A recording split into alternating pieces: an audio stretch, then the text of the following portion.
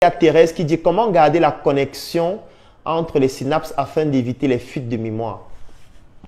Alors, je l'ai déjà expliqué plusieurs fois et j'en parle même dans l'une de mes formations qui s'appelle Apprendre à apprendre. Parce que moi, j'estime que on ne devrait pas prendre un enfant, mettre cet enfant à l'école, commencer à lui donner des livres, des documents et lui dire il faut lire, il faut étudier, sans lui expliquer comment son cerveau fonctionne. Alors que même ses parents ne connaissent pas comment son cerveau fonctionne. Alors que ses parents n'ont même pas la notice du cerveau pour lui montrer ou plutôt pour utiliser des techniques qui vont lui permettre de retenir de manière efficace. Alors, en ce qui concerne la mémoire, il y a deux choses qu'il faut retenir sur la mémoire. Je n'ai pas envie d'entrer dans des choses trop techniques qui vont vous perdre inutilement. Il y a deux choses à retenir sur la mémoire. Pour avoir une bonne mémoire, la première chose qu'il faut retenir, c'est la charge émotionnelle. La deuxième chose qu'il faut retenir, c'est la consolidation. Retenez juste les deux ici. Je vais expliquer chacune. Mais retenez que pour avoir une bonne mémoire, il y a la charge émotionnelle et il y a la consolidation. Je vais commencer par la charge émotionnelle. Avec la charge émotionnelle, il y a un exemple que j'aime prendre qui est, je veux dire, qui fonctionne à chaque fois. Si vous rencontrez une femme qui a déjà accouché et vous lui posez la question qui est celle de savoir votre premier accouchement, c'était quand? C'était dans quel hôpital? Lorsque l'enfant est né, il avait quelle masse? Vous allez vous rendre compte que la femme se rappelle de tout ça. Elle peut même vous expliquer le contexte dans lequel elle a accouché. Elle peut même vous expliquer comment elle venait à l'hôpital. Elle peut même vous expliquer comment est-ce que les contractions ont commencé. Elle peut vous expliquer même combien de temps environ elle a eu à mettre pendant le travail jusqu'à l'accouchement. Elle peut vous expliquer même ce qui s'est passé immédiatement après. En fait, la seule chose qui pousse une femme à retenir des informations pareilles pendant 20 ans, pendant 30 ans, parce que si vous rencontrez une femme qui a 50 ans et vous lui demandez de vous parler de sa première grossesse, même si cette grossesse a eu lieu il y a 30 ans, elle va vous expliquer. Mais la question que vous devez vous poser, mais comment elle fait pour retenir de manière aussi approfondie un événement qui s'est produit 30 ans avant? Il y a une seule chose qui explique cela, c'est la charge émotionnelle. Il n'y a pas une autre chose. C'est parce que c'est un événement qui a été lié à beaucoup d'émotions, notamment des émotions comme la douleur, des émotions comme la joie, des émotions comme la satisfaction de mettre au monde un enfant. Ce qui fait en sorte que cet ensemble d'émotions-là font en sorte que l'information reste gravée dans le cerveau. Et là, je l'explique régulièrement, notamment avec une partie du cerveau qui s'appelle le système limbique, qu'on appelle encore le cerveau limbique. C'est une partie, qui contrôle les émotions, la mémoire et la prise de décision. Et le fonctionnement dans ce système est basé sur un organe qui s'appelle l'hippocampe. Ça veut dire que quand les informations arrivent au niveau de votre hippocampe, l'hippocampe va relier ces informations avec vos organes de sens, comme par exemple le goûter, comme par exemple, je veux dire par exemple la langue qui est un organe de sens qui va se charger par exemple du goût, comme par exemple l'odorat, comme par exemple l'ouïe, comme par exemple la vue, comme par exemple le toucher. En fait, ça va lier tout ce qui se produit au niveau de vos organes de sens avec cet organe. Et ça va créer ce qu'on appelle des alliages spécifiques. C'est ça qui permet de conserver la mémoire pendant longtemps. C'est un peu comme des influx nerveux. Ce n'est pas comme un ordinateur où c'est stocké dans une carte mémoire ou dans un disque dur. Alors, ce qui se passe maintenant, c'est quoi? C'est le fait que vous allez vous rendre compte que parfois vous restez là, vous humez une odeur et ça vous rappelle directement quelque chose. Vous pouvez arriver quelque part, vous humez une odeur et vous dites, on est en train de préparer le riz sauté quelque part ici. Vous arrivez quelque part, vous humez une odeur et vous vous dites, il y a le haricot qu'on est en train de préparer quelque part ici. En fait, vous savez ce qui vous permet d'avoir ces informations? Ce sont ces alliages spécifiques-là. C'est parce qu'on a déjà préparé du haricot devant vous. Ou alors, vous avez déjà préparé du haricot. Vous avez déjà ressenti l'odeur du haricot qu'on est en train de préparer, qu'on est en train de faire cuire. Vous avez déjà mangé du haricot et vous avez ressenti l'odeur de ce haricot que vous êtes en train de manger. Donc, votre hippocampe a créé un alliage spécifique entre l'odeur du haricot et le haricot. Ce qui fait en sorte que chaque fois que vous allez ressentir une odeur similaire, l'information là va revenir, c'est-à-dire la mémoire correspondante à cet alliage là va revenir et ça va vous permettre de vous rappeler à nouveau de cela. C'est comme ça que ça fonctionne. Parfois, vous pouvez fermer les yeux, vous touchez quelque chose et en touchant, ça vous permet de savoir un peu de quoi il s'agit. Vous pouvez fermer les yeux, vous touchez par exemple une télécommande et vous savez que ça c'est la télécommande. Comment est-ce que votre cerveau sait que c'est la télécommande? C'est parce qu'il y a déjà un alliage spécifique qui s'est créé avec cet organe du toucher et l'hippocampe et la relation et la connexion qui a été créée entre cela. C'est ça qui vous permet de pouvoir vous rappeler de ça. Donc, il y a donc cette forte charge émotionnelle qui se crée lorsque des événements produisent des émotions en vous. Il y a plusieurs formes d'émotions. Il y a des émotions primaires comme par exemple la peur, comme par exemple la colère. Il y a des émotions composées qui sont des ensembles d'émotions qui se mettent ensemble pour produire d'autres émotions. Là, je vous invite à regarder une roue. Ça s'appelle la roue des émotions. Vous partez sur n'importe quel moteur de recherche. Vous tapez la roue des émotions. Vous allez voir une roue dans laquelle il y a ce qu'on appelle des émotions primaires et les émotions composées. Et l'un des meilleurs moyens de retenir une information pendant longtemps, c'est d'associer cette information à des émotions. Soit vous provoquez l'émotion pour pouvoir retenir l'information pendant longtemps, ou alors parfois c'est par inadvertance que l'émotion se produit parce que ça ne dépendait pas forcément de vous. C'est pour ça que vous allez voir, vous allez toujours vous rappeler de toutes les scènes qui ont été liées à des fortes émotions. Si vous avez été victime d'un accident, vous allez vous rappeler de la scène. Sauf si peut-être après l'accident, vous avez eu ce qu'on appelle une amnésie post-accident qui fait en sorte que peut-être vous ne vous rappelez plus de ce qui s'est produit après l'accident, mais parfois vous allez vous rappeler de ce qui s'est produit avant. En fait, tout ce qui s'est produit dans votre vie et qui vous a généré beaucoup d'émotions, par exemple, le jour de votre mariage. Par exemple, si vous aviez été une fois bastonné, par exemple, par quelqu'un, vous allez vous retenir de cela parce que c'est lié à des fortes émotions. Donc, comme je disais, la première chose à retenir, c'est que pour pouvoir avoir une bonne mémoire, il faut associer ce que vous faites à des émotions. Parce que avec les émotions, ça vous permet de retenir plus facilement. Pourquoi? Parce que dans le système limbique, qui est dans le système dans votre cerveau qui contrôle les émotions, ce système contrôle aussi la mémoire avec le mécanisme que j'ai expliqué tout à l'heure. Et c'est un système qui contrôle aussi la prise de décision. C'est pour ça que les émotions et la mémoire sont liées. Alors, la deuxième chose, c'est ce que j'ai appelé la consolidation. Si vous voulez avoir une bonne mémoire, il faut pouvoir consolider les connexions donc qui se créent entre l'hippocampe et les organes de sens. Alors pour consolider, il y a deux techniques pour consolider. Il y a ce qu'on appelle la consolidation consciente, il y a ce qu'on appelle la consolidation inconsciente. Alors la consolidation consciente, c'est par exemple quoi? C'est par exemple du fait que vous voulez lire ce livre. Alors ce livre s'appelle Le Grand Livre de la Vente. C'est un très bon livre que je vous recommande, Le Grand Livre de la Vente. Alors c'est un livre qui fait 683 pages.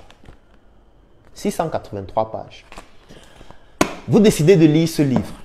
La consolidation consciente, comment est-ce que ça fonctionne si vous voulez retenir les informations qu'il y a dans ce livre?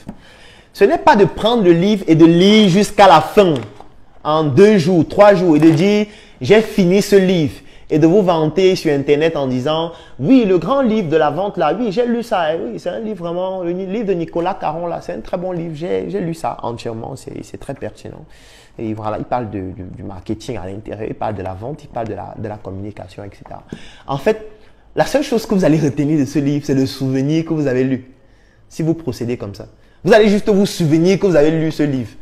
Mais vous ne pourriez pas vous rappeler de manière profonde et approfondie des connaissances magnifiques qu'il y a à l'intérieur parce que vous n'utilisez pas de manière optimale la consolidation consciente. Alors, comment est-ce que ça s'utilise, la consolidation consciente, avec l'exemple du livre? Alors, vous prenez un livre comme celui-ci. Vous regardez le nombre de pages. Je vous ai dit c'est 683 pages. Vous vous donnez un objectif par rapport à la lecture de ce livre. Vous vous dites par exemple, ok, j'ai envie de lire ce livre, par exemple, en 30 jours. Il faudrait que je finisse la lecture de ce livre en 30 jours. Alors, je vais faire le calcul. Je vais prendre la calculatrice. Je vais taper le nombre de pages du livre. Le livre, je vous ai dit, c'est 683. Donc, je tape 683 et je vais diviser par 30 jours. Ça me donne 22,76. On peut dire 23 pages. Ça veut dire que vous devez lire 23 pages de ce livre par jour pendant 30 jours afin de pouvoir finir le livre en 30 jours. Alors, comment est-ce que ça fonctionne? Vous décidez que vous allez lire tous les jours entre 5 heures et 5h30. C'est un exemple. C'est à vous de décider. Ça peut être le matin, ça peut être pendant la journée, ça peut être le soir, ça peut être au coucher. Ça dépend de vous. Vous décidez de lire, par exemple, entre 5h et 5h30. Ça veut dire entre 5h et 5h30, vous vous levez à 5h, vous lisez 23 pages. Dès que vous arrivez à la page 23, vous pliez le livre. Vous savez que vous pliez la page qui est au niveau de la page 23 parce que vous avez fini. Vous vous arrêtez là.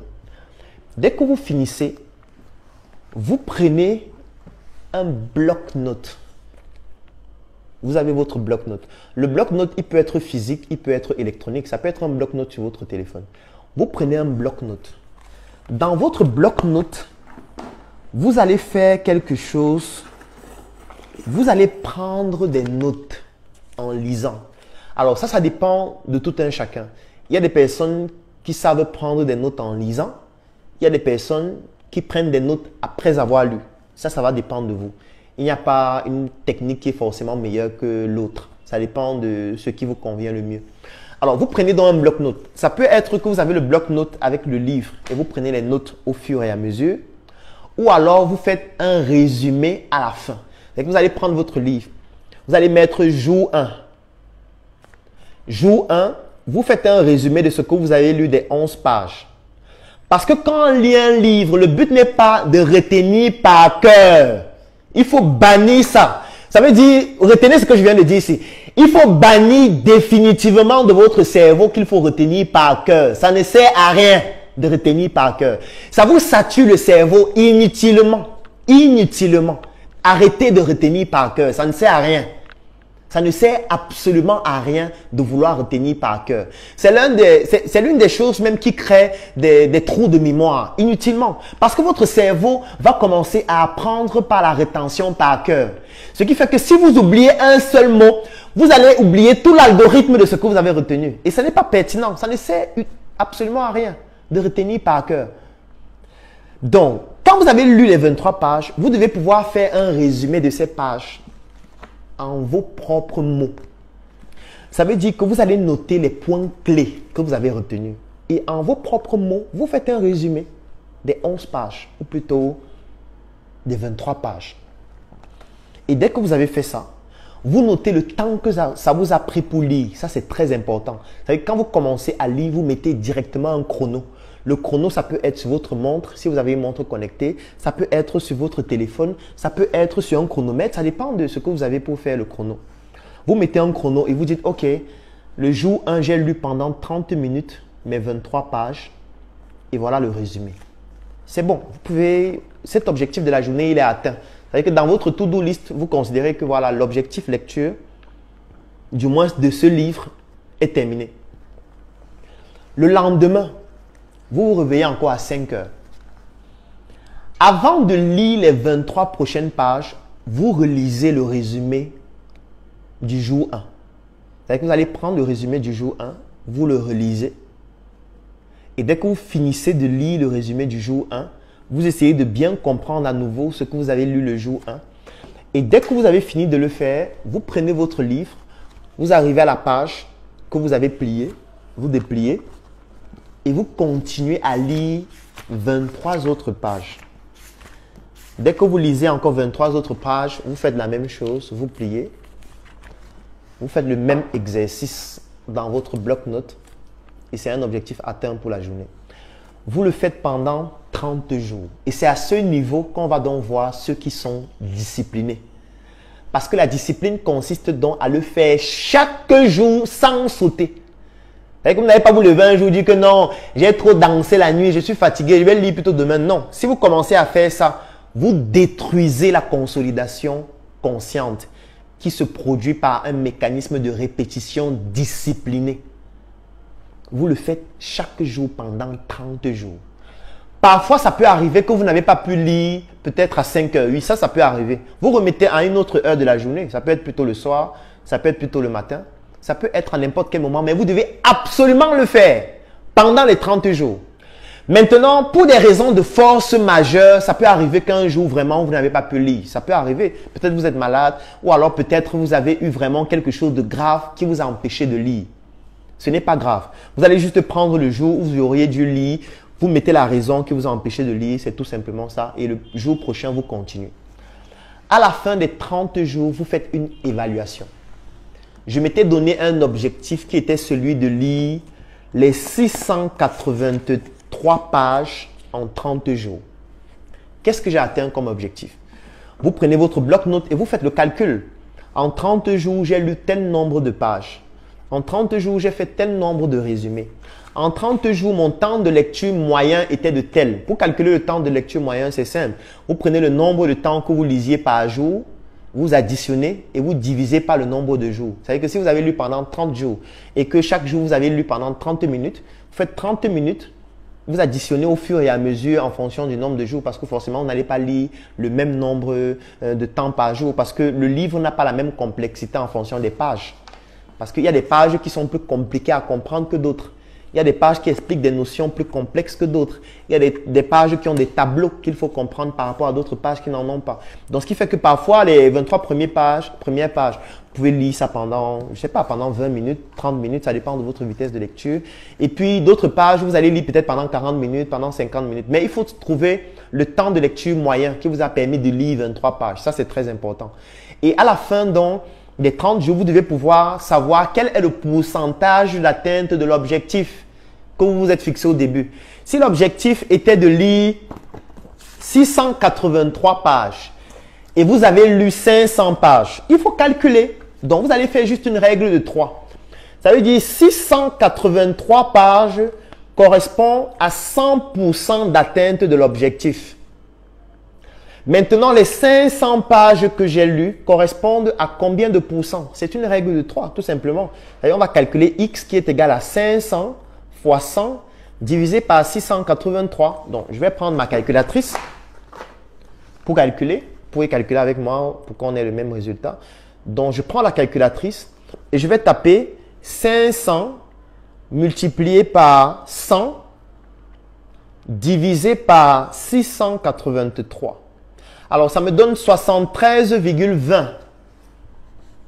Donc, X est égal à 73,20%.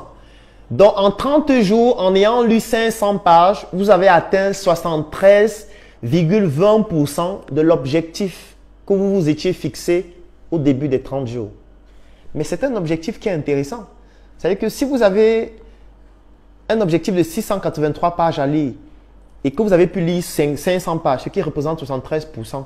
Mais j'ai envie de dire, si c'était un étudiant dans une salle de classe, il aurait eu une très bonne note. Ça veut dire, vous ne devez pas vous blâmer parce que vous n'avez pas atteint l'objectif. Par contre, vous devez mesurer votre atteinte de l'objectif. Ça, c'est très important. Vous devez pouvoir savoir, j'ai atteint combien % de l'objectif dans le délai de temps que je m'étais fixé. Parce que c'est ça qui va vous permettre de vous améliorer. Comme j'aime souvent dire, on n'améliore pas ce qui ne se mesure pas. Tout ce qui ne se mesure pas ne s'améliore pas. Donc, ne faites aucune action sans mesurer. Ce n'est pas pertinent. Si vous devez lire, il faut mesurer. Parce qu'après ça, vous allez aussi mesurer le temps moyen de lecture. Si votre temps moyen de lecture, c'est 30 minutes. Si vous avez 30 minutes de temps moyen de lecture, vous devez évaluer en un mois. C'est-à-dire en 30 jours, si c'est le cas de figure de ce qu'on vient de faire. Ça vous a pris combien d'heures de lecture? Vous devez évaluer le nombre d'heures de lecture là. Ça représente combien de jours sur un mois? Et quand vous allez calculer ça, si vous vous rendez compte que c'est beaucoup, la chose suivante que vous devez faire, c'est comment faire pour lire rapidement? C'est la prochaine question que vous devez vous poser. Comment faire pour lire rapidement? Et là, vous pouvez par exemple télécharger le guide de la lecture rapide. Vous pouvez taper sur un moteur de recherche le guide de la lecture rapide et vous ajoutez PDF. Ou alors pour faire simple, vous tapez guide, un mot, ensuite vous tapez lecture, un mot, ensuite vous tapez rapide, un mot, ensuite vous écrivez PDF. Si vous tapez ces 4 mots-clés dans un moteur de recherche, maximum les 5 premières pages qui vont s'afficher, vous allez voir dans le livre en question. C'est un livre qui est gratuit, qui vous permet de lire rapidement. C'est de ça qu'il s'agit. Parce que là, vous allez comprendre que vous avez besoin d'apprendre à lire plus rapidement. C'est lorsqu'on fait ce type d'exercice qu'on comprend l'importance de se former. Parce que quand vous ne faites pas ça, vous avez l'impression que se former ne sert à rien. Mais quand vous allez faire ça, vous allez vous rendre compte que, mais attends, si je dois être aussi lent, parce que si vous vous rendez compte que vous lisez 23 pages en 1 heure ou en 2 heures, ce qui est trop long, ça veut dire que vous ne pourriez pas lire beaucoup de livres. Ça veut dire qu'en un an, le nombre de livres que vous allez lire sera trop petit. Parce que vous n'avez pas que les livres à lire, vous avez beaucoup d'autres choses à faire.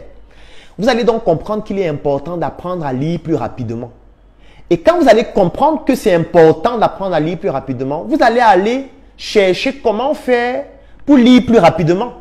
Vous allez aller vous former. L'avantage, c'est qu'il y a Internet. Donc, vous pouvez aller en ligne. Je vous ai donné les mots-clés sur les moteurs de recherche, par exemple, pour avoir le guide de la lecture rapide. C'est un livre qui est très intéressant, qui vous donne les techniques pour lire rapidement. Et surtout, ça va vous montrer à quel point il est important de se former. Ça va vous montrer à quel point il est important de diversifier ses connaissances et ses compétences. Mais l'élément le plus fondamental, c'est que ça va développer votre discipline. Parce que si vous réussissez à faire ça pendant 30 jours, c'est-à-dire vous levez tous les jours à 5 heures, lire pendant 30 minutes et vous faites ça pendant 30 jours, en réalité, ça va développer votre discipline dans toute votre vie.